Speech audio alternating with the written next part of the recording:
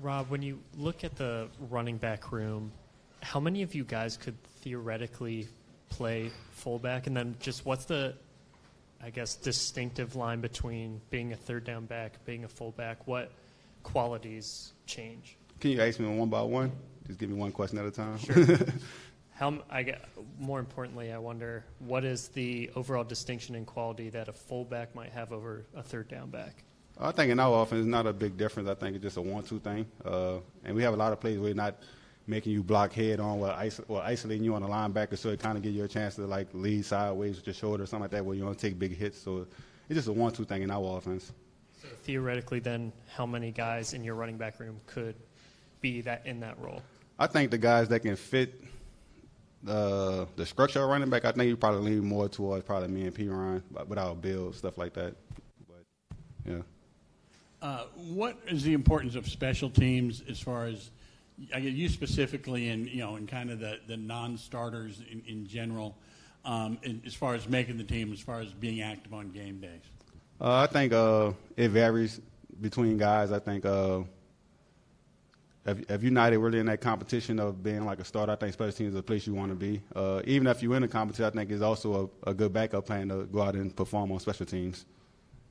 What have you been working on? What teams have you been working on special teams? I've been doing a little punt pro, punt block, and kickoff return. Yeah. Important question. What made you cut your hair? I think it's time for a change. I think it's like a bold statement showing that I'm ready to change, rather than just coming and talking about how much I'm going to change and stuff like that. Just a change within, and the hair was just like a statement, I guess. One of the players told me they can't call you Fat Rob anymore because you're not fat. I mean, that's their opinion. I came in last year kind of talking about the weight and all that stuff, so I just rather just come in and play. But I guess other guys notice it and they speak on it. Yeah. Have you shed weight? Yeah. How much? Right now I'm down 222. Feeling quicker? Of course. How much of that was the hair? Not much of it. I weighed my hair. It's probably close to a pound. It wasn't that much. So it didn't help me at all. Rob, from making your name known your first year, becoming the starter last year, and now competing with all of these running backs, how has this journey continued to develop you as a player and as a person with all these hurdles you've kind of had to overcome to keep your spot on this team? I think the hurdles just make me a better player at the end of the day. I mean, it's something that's going to happen regardless, no matter what you do. I mean, it's the team job to keep on getting competition here, to keep on pushing the envelope. So, I mean, it'll make a difference. I'm still going to go out and work hard as I can. Right. You mentioned change. What is it? What are you thinking about in terms of personal change? Like, what have you changed in your mindset or in your game? I mean, being a better teammate, a better family member, a better friend, and also just now I'm a father, so that's a big change. So I think just taking all the things and taking things serious now, and you know what I mean, and start worrying about things that actually matter instead of the outside things. Rob, did you ever, last year with the injuries that cropped up, we saw what you did the second half of 2016 when you were the starter most of the time. Were you ever yourself last year? Did you ever feel completely able to do the things that maybe you showed the year before as a rookie?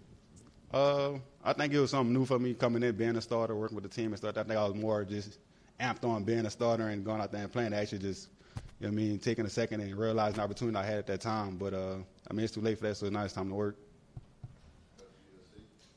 Hey, Rob. Is there a particular matchup that you're looking forward to this upcoming season? I'm looking forward to all of them. I'm hoping I can play every game they have. Don't repeat from last year. Yep.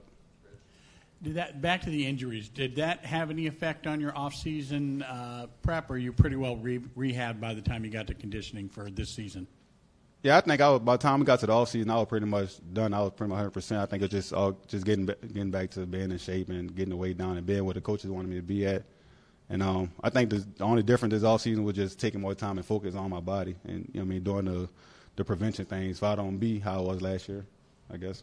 Yeah. Obviously, it's a competitive running back corps, but how much of your kind of time and focus is working on the special team stuff, and how much is competing with Darius and Samaje to be the number one back?